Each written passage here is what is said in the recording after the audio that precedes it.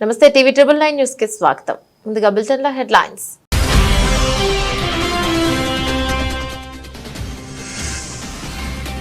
విడుదలైన తెలంగాణ టీఎస్సీ ఫలితాలు. సచివాలయంలో జనరల్ ర్యాంకింగ్ లిస్టు విడుదల చేసిన సీఎం.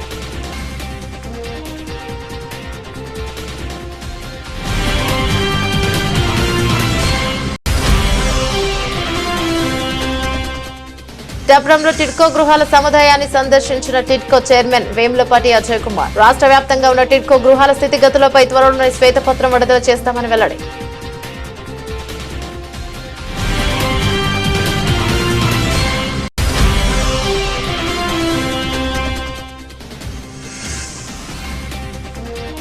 ప్రభుత్వంపై కేంద్ర మంత్రి బండి సంజయ్ సంచలన వ్యాఖ్యలు. హైడ్రా పేరిట రేవంత్ ప్రభుత్వం వసూలు చేస్తుందంటే ఆరోపణలు.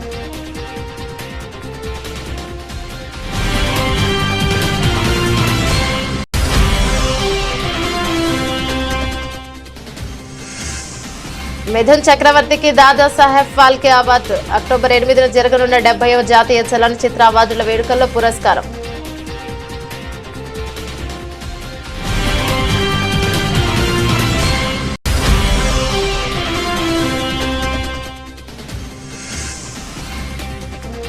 అంబానీ ఇంట ఒలింపిక్స్ పారాలింపిక్స్ అథ్లెట్లకు విందు.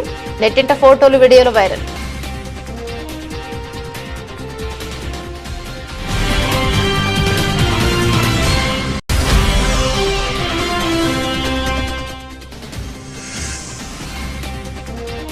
స్టాక్ మార్కెట్లలో రికార్డు రన్. ఈ వారం ఆటుపోట్లకు ఆస్కారం.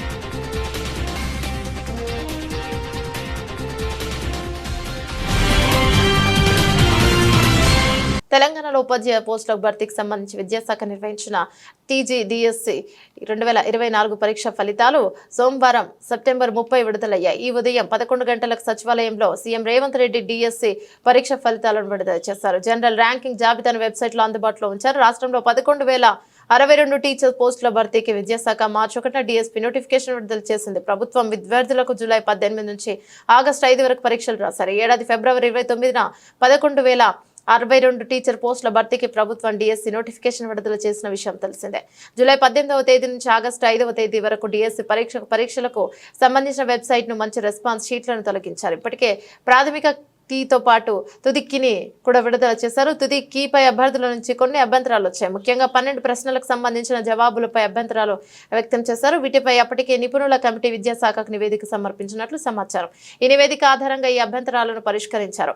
డిఎస్సి పరీక్షల్లో వచ్చిన మార్కులకు టెట్ మార్కుల వెయిటేజీని కలిపి జనరల్ ర్యాంకులను వెల్లడించారు.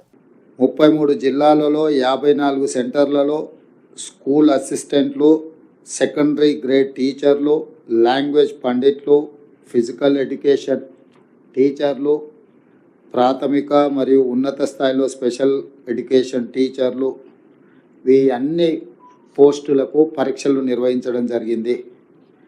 18/7/2024 నుండి 5/8/2024 వరకు 26 ఆప్షన్స్ కింద ఈ పరీక్షలు నిర్వహించి ఈరోజు ఈ ఫలితాలను విడుదల చేయడం జరిగింది. ఈ ఫలితాలు ప్రధానంగా 1:3 ప్రాతిపదికన ఫలితాలను ప్రకటించి వాళ్ళ సర్టిఫికెట్ వెరిఫికేషన్స్, వాళ్ళ యొక్క మిగతా వివరాలను సంబంధిత జిల్లా కలెక్టర్లు, అధికారులు వెరిఫై చేసి ఫైనల్ నియామకాలు దసరా పండుగలోపు. తెలంగాణలో మీకు అందరికీ తెలుసు దసరాకున్న ప్రాధాన్యత. దసరా పండుగ అనేది మనకు సంతోషాన్ని తీసుకువచ్చే పండుగ. ప్రతి కుటుంబము ఎంత పేదవాడైనా దసరా పండుగను చాలా సంతోషంగా జరుపుకోవడం తెలంగాణ సాంప్రదాయం. ఆ దసరా పండుగ లోపలనే 9 అక్టోబర్ 2024 నాడు ఈ సర్టిఫికెట్ల వెరిఫికేషన్లు పూర్తి చేసి ఎల్బీ స్టేడియంలో ఈ 11,062 మంది టీచర్ల నియామక పత్రాలు వాళ్ళకు అందించడం ద్వారా రాబోయే దసరా పండుగ వాళ్ళ కుటుంబాలలో సంతోషాన్ని, పండుగ వాతావరణాన్ని తీసుకురావాలని చెప్పి మా ప్రభుత్వం భావిస్తుంది. రాష్ట్ర వ్యాప్తంగా ఉన్న టిడ్కో గృహాల స్థితిగతులపై త్వరలోనే శ్వేతపత్రం విడుదల చేస్తామని ఆంధ్రప్రదేశ్ రాష్ట్ర టిడ్కో చైర్మన్ వేములపాటి అజయ్ కుమార్ తెలియజేశారు. పిఠాపురం పట్టణం మోహన్ నగర్ సమీపంలో గల టిడ్కో గృహాల సముదాయాన్ని వేములపాటి అజయ్ కుమార్ అధికారులతో కలిసి సందర్శించారు. ముందుగా పిఠాపురం మున్సిపల్ కమిషనర్ కనకారావుని అడిగి పిఠాపురంలో నిర్మించిన టిడ్కో గృహాలపై వివరాలు తెలుసుకున్నారు. అనంతరం టిడ్కో గృహాలను వేములపాటి అజయ్ కుమార్ పరిశీలించారు. టిడ్కో గృహాల నివాసం ఉంటున్న ప్రజలతో వేములపాటి అజయ్ కుమార్ మాట్లాడి వారి యొక్క సమస్యలను వారి యొక్క ఇబ్బందులను తెలుసుకున్నారు. ఈ సందర్భంగా టిడ్కో గృహాల సముదాయాల్లో ఉన్న ఇబ్బందులను వేములపాటి అజయ్ కుమార్ గుర్తించారు. సమస్యలను వెంటనే పరిష్కరించాలని అధికారులను ఆయన ఆదేశించారు. బ్యాంకు విషయంలో ఏ విధంగా చేయగలం ఆలోచిస్తున్నారు. బేసిక్ ఇన్ఫ్రాస్ట్రక్చర్ బేసిక్ మీరు చేయించండి సార్. నుంచి ఎలా వాట్స్ వస్తుంటే మరి అలా నేను ఆఫీషియల్స్ నేను సిఎస్ఆర్ కింద ఎవరితో మాట్లాడతాను. మీకు ఎంత కావాలో చెప్పండి. ఫండ్స్ ప్రాబ్లం కాదు, మన దగ్గర లైట్లు ఉన్నాయంటే చేయించేసారు. సీఎం చంద్రబాబు పాపానికి పాల్పడ్డారని విశాఖపట్నం జిల్లా వైఎస్ఆర్సీపీ అధ్యక్షులు గుడివాడ అమర్నాథ్ ఆరోపించారు. విషయంపై ఆయన మీడియాతో మాట్లాడుతూ తిరుపతి లడ్డు అంశంలో సిబిఐ ఎంక్వైరీ ఎందుకు కోరడం లేదని ప్రశ్నించారు. బాబు తప్పు చేశాడు కనుకే సుప్రీం దర్యాప్తు కోరడం లేదని, వైఎస్ఆర్ కాంగ్రెస్ పార్టీ వేసిన కేసుపై సుప్రీం కోర్టులో సరైన విచారణ జరుగుతుందని ఆశిస్తామన్నారు. ఇక రాష్ట్ర ప్రభుత్వం సిబిఐ ఎంక్వైరీ కోసం కేంద్రానికి లేఖ రాయాలని గుడివాడ అమర్నాథ్ డిమాండ్ చేశారు. ఇది సమంజసం కాదు, మీరు చేస్తున్నటువంటిది కరెక్ట్ కాదు. చివరిని దేవుణ్ణి కూడా రాజకీయాల్లోకి తీసుకుని వచ్చేటువంటి స్థాయికి దిగజారిపోయారు. మత రాజకీయాలు చేసేటువంటి పరిస్థితికి వచ్చేసింది ఈ రాష్ట్రంలో తెలుగుదేశం పార్టీ ప్రభుత్వం అనేటువంటి విషయాన్ని కూడా ఈ సందర్భంగా తెలియజేస్తా ఉన్నా. ఈరోజు మనం చూసాం, నెయ్యికి సంబంధించి ఈఓ గారు అంటారు 4వ తారీఖు జూలై 4వ తారీఖున వచ్చినటువంటి లోడ్లు ఏవైతే ఉన్నాయో అంతవరకు వాడాం.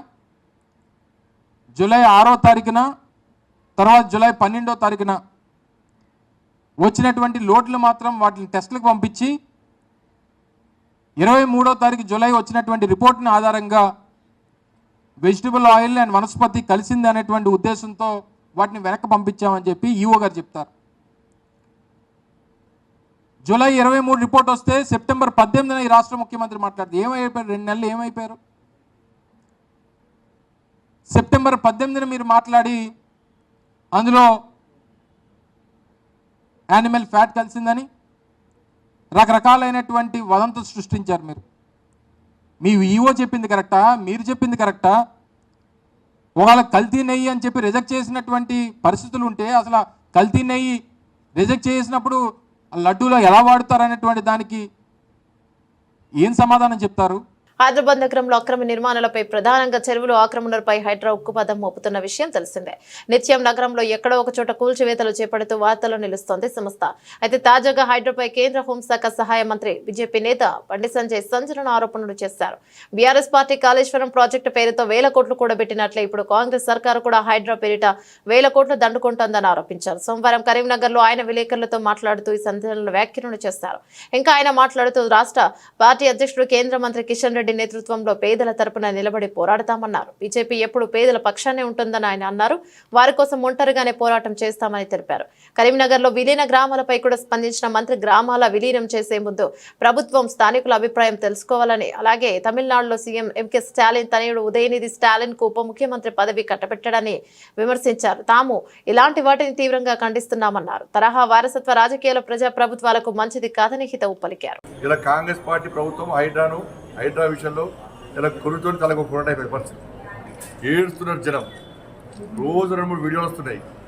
ఆ వీడియోలు చూసి హైడ్రా బాధితులే కాదు, తెలంగాణ రాష్ట్రం కాదు, దేశవ్యాప్తంగా కూడా ప్రజలు కాంగ్రెస్ పార్టీ ప్రభుత్వ పాలన అసహించుకుంటున్నారు. ఇవాళ అన్ని డాక్యుమెంట్స్ ఉండి అన్ని అనుమతులు ప్రభుత్వమే ఇచ్చి పేదోళ్ళు ఇల్లు కట్టుకున్న ఇళ్లను గంట లోపల కూల్చి ఎలాంటి నోటీసులు కూడా కూల్చేయడము, ఇది ఎంతవరకు కరెక్ట్? ఇది నిలువ నీడ లేకుండా పేదలు చేస్తున్నారు. ఇందిరమ్మ రాజ్యం అంటే ఇదేనా? కాంగ్రెస్ పార్టీ స్పష్టం చేయాలి. అంటే పేదల ఇల్లు కూర్చోవడం ఇందిరమ్మ రాజ్యమా? 6 గ్యారెంటీ ఇస్తా అని చెప్పి హామీ ఇచ్చి మోసం చేయడమే ఇందిరమ్మ రాజ్యమా? అవినీతితో మొత్తం కూరుకుపోవడమే ఇందిరమ్మ రాజ్యమా? ఏంది ఇందిరమ్మ రాజ్యం అంటే? కాబట్టి హైడ్రా విషయంలో భారతీయ జనతా పార్టీ వారం రోజులు కూడా ప్లాన్ మెయింటైన్ చేస్తున్నాం.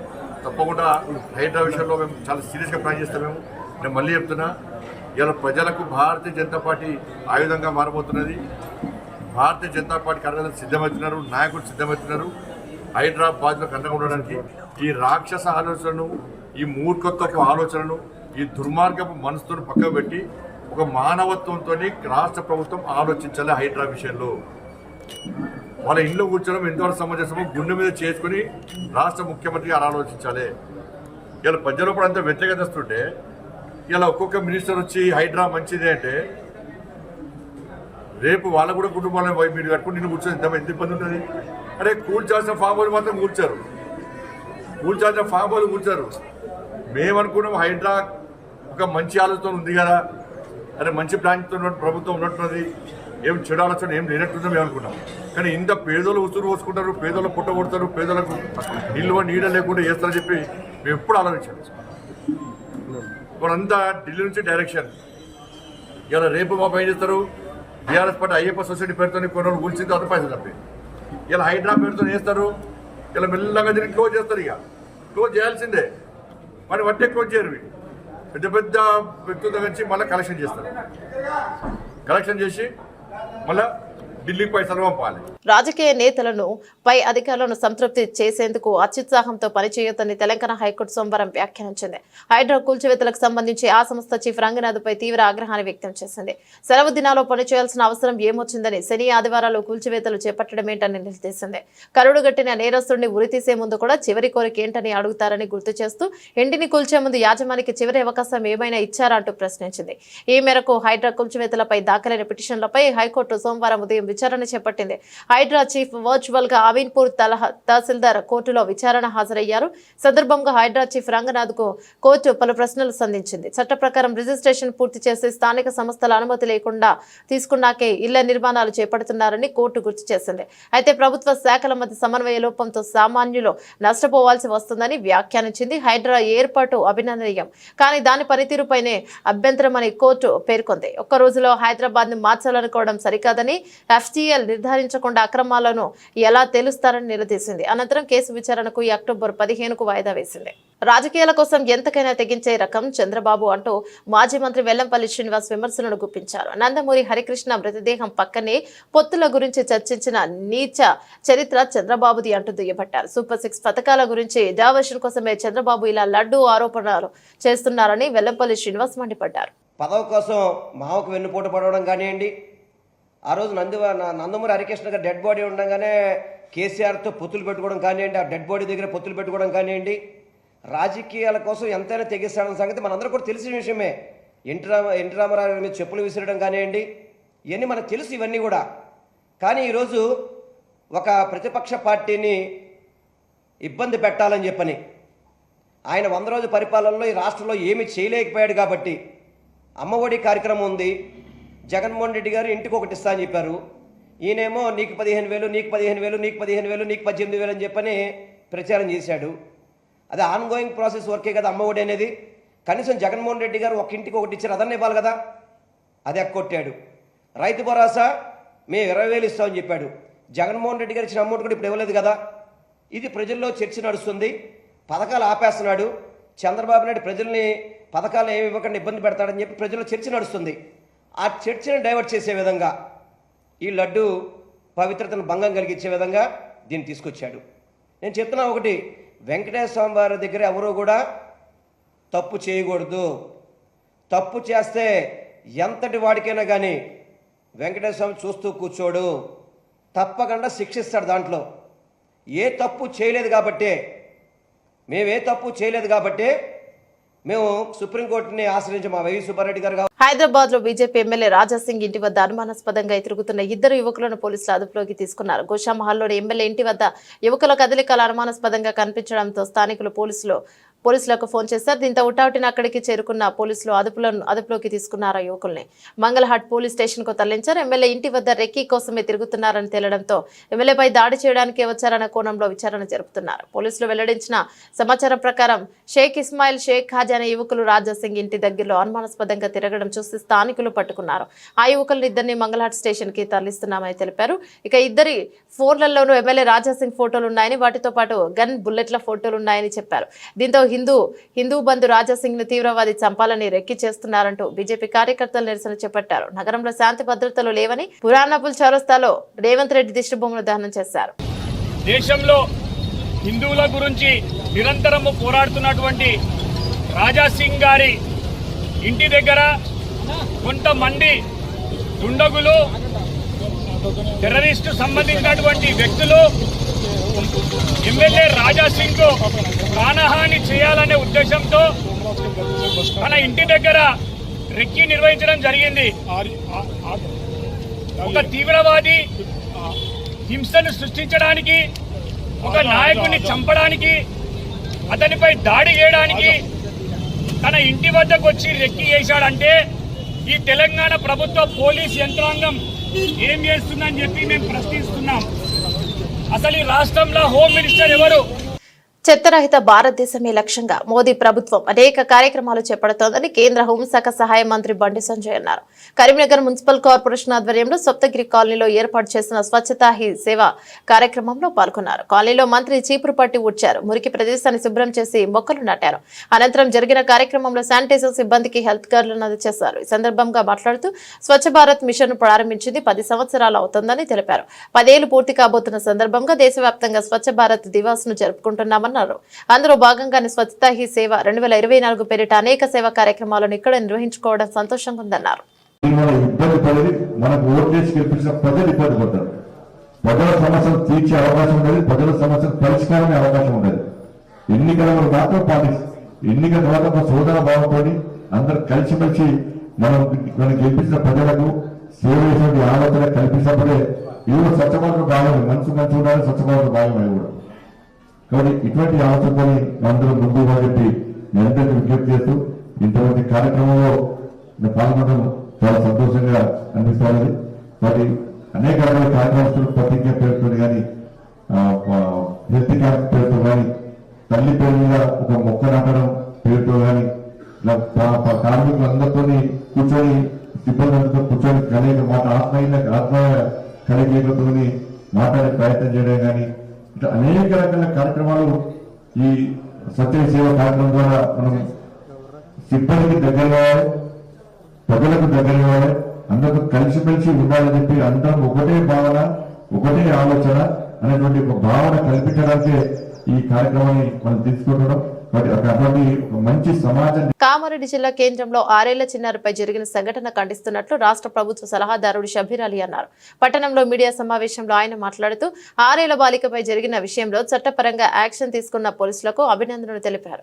కొంతమంది యువకులు పోలీసులపై రాళ్లదాడి చేయడం సరైన పద్ధతి కాదన్నారు. వారిపై చట్టపరమైన చర్యలు తీసుకోవాలని అన్నారు. First I congratulate the Kamareddy police. Immediately action తీసుకొని ఎవరు కంప్లైంట్ చేయకుండా, ఎవరు ధర్నా చేయకుండా, ఎవరు ప్రొటెస్ట్ చేయకుండా వాళ్ళే వాళ్ళ దృష్టికి చైల్డ్ అండ్ ప్రొటెక్షన్ వాళ్ళు తీసుకురాగానే యాజ్ పర్ ది చట్టం ప్రకారంగా వాళ్ళు యాక్షన్ తీసుకునేందుకు నేను వాళ్ళకు అభినందిస్తున్నాను. దాని తర్వాత సెకండ్ ఇన్సిడెంట్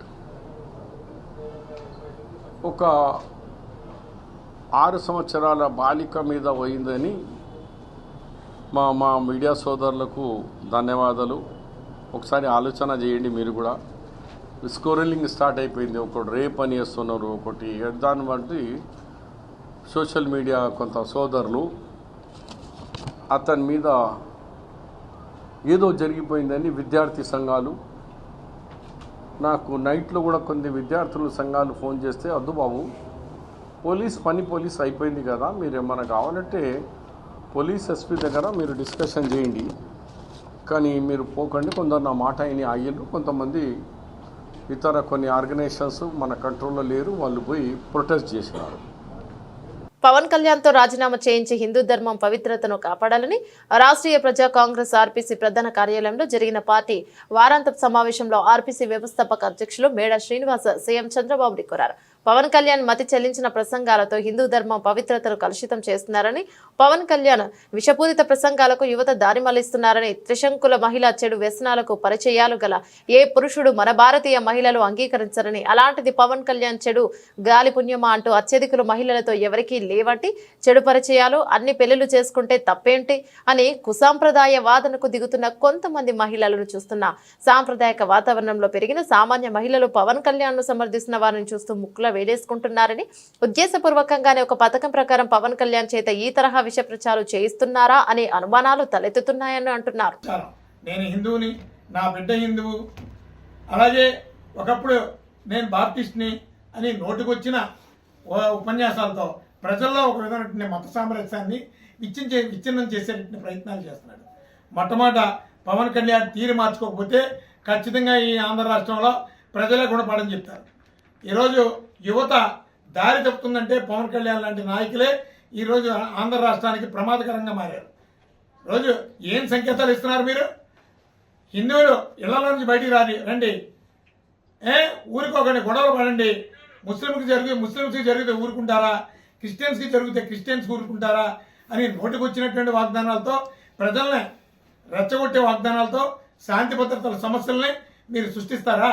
మీరు ఇష్టం వచ్చినట్టు మీరు సమావేశాలకు వెళ్ళి నేను క్రిస్టియన్ని, నా బిడ్డ క్రిస్టియను, అక్కడ ఆ మాట, ముస్లిమ్స్ దగ్గరికి వెళ్ళి అక్కడ కూర్చొని అక్కడ ఒక మాట, హిందువుల దగ్గరికి వచ్చి హిందువుల మాట. మీ యొక్క మాట్లాడే విధానాన్ని, మీ యొక్క రాజకీయ కలుషితాన్ని ప్రజలు గమనిస్తున్నారు. లేకపోతే ఈ ప్రభావం ఖచ్చితంగా చంద్రబాబు నాయుడు గారి మీద కూడా పడుతుంది. మీ కుటుంబంలో ఉన్నటువంటి వ్యక్తి ఇక్కడ అన్ని మతాల్లోని గొడవలు పెట్టేటువంటి ప్రయత్నం చేస్తున్నాడు. అయినా సిగ్గు లేకుండా భారతీయ జనతా పార్టీకి ఈరోజు హిందూయిజమే ఎజెండాగా ఆ పార్టీ ముందుకు వెళుతుంది. గోమాతని ఒక బ్రాండ్ అంబాసిడర్గా చూపిస్తుంది. ఈరోజు గోమాంసం తినండి, నేను తింటాను అని చెప్తున్నటువంటి వ్యక్తిని మీ కూటమిలో ఎలా పెట్టుకున్నారు? నిజాంపేట మండల కేంద్రంలో సోమవారం ఏకలవ్యుని జయంతి సందర్భంగా మండల ఏకలవ్య సంఘ సభ్యుల ఆధ్వర్యంలో ఏకలవ్యుని చిత్రపటానికి పూలమాలలు వేసి కుల జెండాను ఆవిష్కరించారు. ఈ సందర్భంగా వారు మాట్లాడుతూ మా కులదైవమైనటువంటి ఏకలవ్యుడి జయంతి వేడుకలను జరుపుకోవడం గర్వించదగ్గ విషయం అన్నారు. ఆనాదిగా మా కులాన్ని కేంద్ర రాష్ట్ర ప్రభుత్వాలు చిన్నచూపే చూస్తున్నాయన్నారు. మా ఏకలవ్యులకు ఉపాధి లేకుండా పోతోందన్నారు. సుప్రీంకోర్టు ఎస్టీ వర్గీకరణ మాదిరిగా ఎరుకల జాతికి రిజర్వేషన్ కల్పించారన్నారు.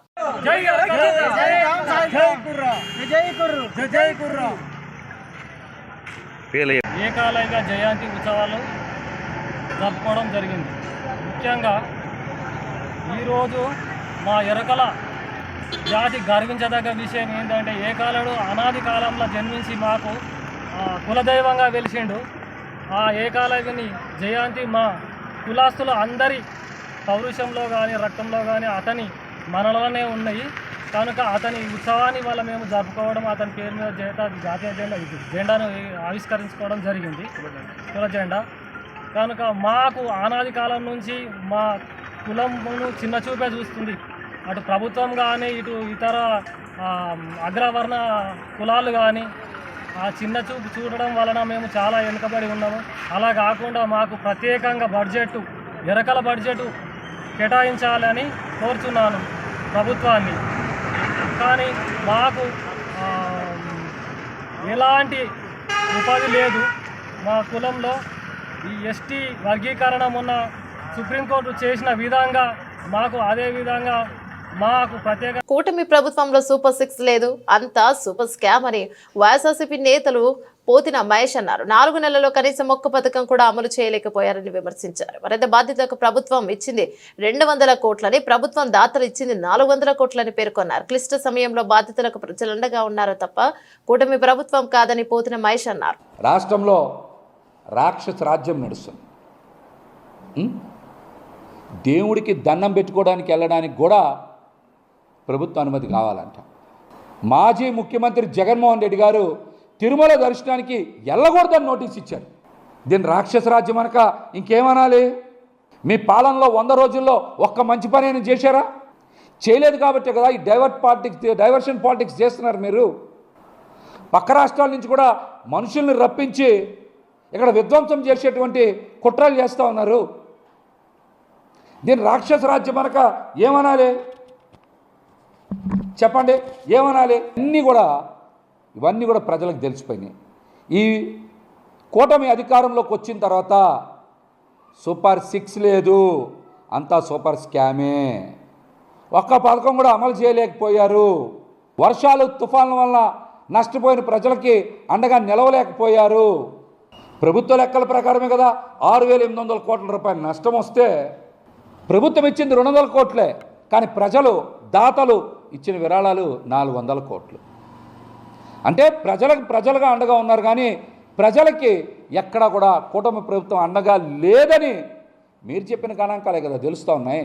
భారతీయ సినిమాకు సంబంధించి అత్యున్నత పురస్కారం దాదాసాహెబ్ ఫాల్కే అవార్డు ఈసారి ప్రముఖ నటుడు మిథున్ చక్రవర్తిని వరించింది. ఈ ఏడాది ఈ ప్రతిష్టాత్మక అవార్డుకు ఆయన ఎంపికైనట్లు కేంద్ర సమాచార ప్రచార మంత్రిత్వ శాఖ తాజాగా ప్రకటించింది. అక్టోబర్ 8న జరగనున్న 70వ జాతీయ చలనచిత్ర అవార్డుల వేడుకలో ఆయనను ఈ అవార్డుతో సత్కరించడం జరుగుతోందని పేర్కొన్నారు. ఈ మేరకు మంత్రి అశ్విని వైష్ణవ్ ఎక్స్ ట్విట్టర్ వేదికగా ఈ వార్తను పంచుకున్నారు. మిథున్ అద్భుతమైన సినిమా ప్రయాణం తరతరాల స్ఫూర్తికి ఇస్తుందని, భారతీయ సినిమాకు ఆయన చేసిన సేవలను గుర్తింపుగా దాదాసాహెబ్ ఫాల్కే ఎంపిక జ్యూరీ ఈ దిగ్గజ నటుని ఎంపిక చేసిందని ప్రకటించడం గౌరవంగా ఉందని ట్వీట్ చేశారు. ఇక ఈ ఏడాది మిథున్ ని ప్రతిష్టాత్మక పద్మభూషణ్ అవార్డు కూడా వరించిన విషయం తెలిసిందే. ఇటీవల ప్యారిస్ లో జరిగిన ఒలింపిక్స్ పారాలింపిక్స్ లో భారత అథ్లెట్స్ అద్భుతమైన రాణించిన విషయం తెలిసిందే. ఒలింపిక్స్ లో 6 పథకాలు, ఒలింపిక్స్ లో ఇంతకు ముందెన్నడూ లేని విధంగా ఏకంగా 29 పథకాలను కొల్లగొట్టారు ఇండియన్ అథ్లెట్స్. ఇక ఈ సందర్భంగా అంతర్జాతీయ ఒలింపిక్స్ కమిటీ ఐఓసీ సభ్యురాలు రాయల్స్ ఫౌండేషన్ వ్యవస్థాపక చైర్పర్సన్ నీతా అంబానీ అథ్లెట్లను తన ఇంటికి ఆహ్వానించింది. ప్రత్యేక ఆతిథ్యం ఇచ్చారు. ఈ సందర్భంగా ఆదివారం రాత్రి ముంబైలోని తమ నివాసంలో యాంటిలియాకు పిలిపించి మరీ ప్రత్యేకంగా విందు ఏర్పాటు చేశారు. ఇందులో ఒలింపియన్లు, పారాలింపియన్లు ఒకే చోట కలిసి సెలబ్రేషన్స్ చేసుకున్నారు. దాదాపు 140 మంది వరకు అథ్లెట్లు ఈ ఈవెంట్ కు హాజరైనట్టు సమాచారం. ఈ వేడుకకు సంబంధించిన ఫోటోలు, వీడియోలు ప్రస్తుతం సామాజిక మాధ్యమాల్లో వైరల్ అవుతున్నాయి. సందర్భంగా నీతా అంబానీ మాట్లాడుతూ ఇది చాలా ప్రత్యేకమైన సాయంత్రం. ఇండియాకు చెందిన పారిస్ ఒలింపియన్లు, పారా ఒలింపియన్లు మొదటిసారి ఒకే వేదికపై సమావేశం అవుతున్నారు. పారిస్ ఒలింపిక్స్ క్రీడల్లో వారు సాధించిన దానికి చాలా గర్విస్తున్నాం. భారతీయులందరూ ఈ రోజు వారికి గౌరవిస్తున్నారు. వారి పట్ల మనకున్న ప్రేమ, గౌరవాన్ని తెలియజేస్తున్నాం. యునైటెడ్ విట్రయమ్స్ ఒక ఉద్యమంగా మారాలని కోరుకుంటున్నానన్నారు. बड़ी स्पेशल शाम है। आज पहली बार भारत के सभी ओलंपियंस और पैरालंपियंस एक ही साथ, एक ही प्लेटफॉर्म पर आ रहे हैं. We are so proud of them. All Indians, we are proud of each and every one of them. And today, we are going to honor them and show them the respect and the love that we have for them. On behalf of Reliance Foundation, we would like and we would wish that United in Triumph can become a movement for unity and inclusiveness in sport and in life. और बस इसीलिए आज celebration है जहां we are going to show that all of them are coming together and coming united together. And thank you so much. आप सबको धन्यवाद आज आने के लिए. దేశీయ స్టాక్ మార్కెట్లలో రికార్డు రన్ కొనసాగుతోంది. మునుపెన్నడూ లేని గరిష్టాలు సూచీలు కదలాడుతున్నాయి. ఇన్వెస్టర్లు పెట్టుబడుల దిశగానే పోతున్నారు. గత వారం రోజు ట్రేడింగ్ లో ఎక్కువ రోజులు ఈక్విటీ మార్కెట్లు లాభాల్లోనే నడిచాయి. ఈ క్రమంలోనే వారం మొత్తంగా సూచీలు భారీగానే ఎగిసాయి. అంతకుముందు వారం ముగింపుతో చూస్తే బాంబే స్టాక్ ఎక్స్చేంజ్ BSE ప్రధాన సూచీ సెన్సెక్స్ 1027 మరియు 54 పాయింట్లు లేదా 1.21% పెరిగి ఇక 85.571.85 వద్ద స్థిరపడింది. అలాగే నేషనల్ స్టాక్ ఎక్స్చేంజ్ NSE సూచీ నిఫ్టీ సైతం 388 పాయింట్లు లేదా 1.50% పుంజుకొని ఇక 26.178.95 దగ్గర ముగిసింది. ఈ నేపథ్యంలో లాభాల స్వీకరణకు అవకాశాలు కనిపిస్తున్నాయి. ఆల్ టైమ్ హై దరిదాపుల్లో ఉండటం వల్ల సెల్లింగ్ ప్రెషర్ ఎక్కువ ఉంటుందని విషయాన్ని వారు గుర్తు చేసుకున్నారు. ఇక గ్లోబల్ స్టాక్ మార్కెట్లు, విదేశీ సంస్థాగత మదుపరుల పెట్టుబడులు, అంతర్జాతీయ పరిణామాలు, డాలర్తో పోల్చితే రూపాయి మారకం విలువ ఈ వారం కూడా భారతీయ స్టాక్ మార్కెట్ల తీరును నిర్దేశించనున్నాయి. బులెటిన్ ముగించే ముందు హెడ్లైన్స్ మరోసారి.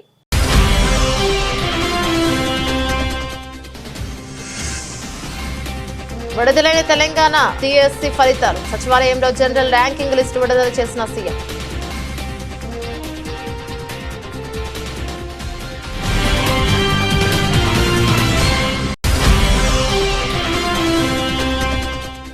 పిఠాపురంలో టిడ్కో గృహాల సముదాయాన్ని సందర్శించిన టిడ్కో చైర్మన్ వేములపాటి అజయ్ కుమార్. రాష్ట్ర వ్యాప్తంగా ఉన్న టిడ్కో గృహాల స్థితిగతులపై త్వరలోనే శ్వేతపత్రం విడుదల చేస్తామని వెల్లడి.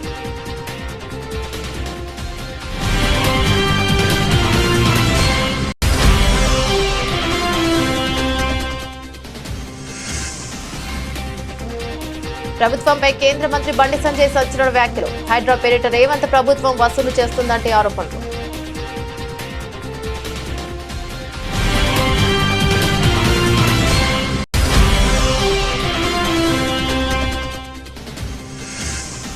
మిథున్ చక్రవర్తికి దాదా సాహెబ్ ఫాల్కే అవార్డు. అక్టోబర్ 8న జరగనున్న 70వ జాతీయ చలనచిత్ర అవార్డుల వేడుకల్లో పురస్కారం.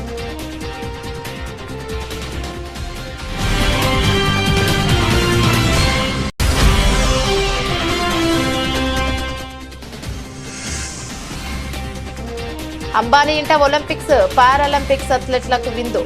నెట్టింట ఫోటోలు వీడియోలు వైరల్.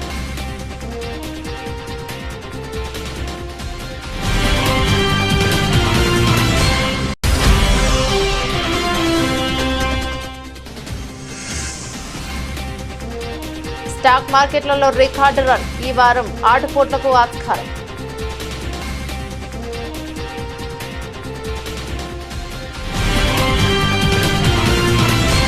ఇవి బులెటిన్లోని అప్డేట్స్. మరో బులెటిన్లో మళ్ళీ కలుసుకుందాం. అంతవరకు సెలవు. నమస్తే.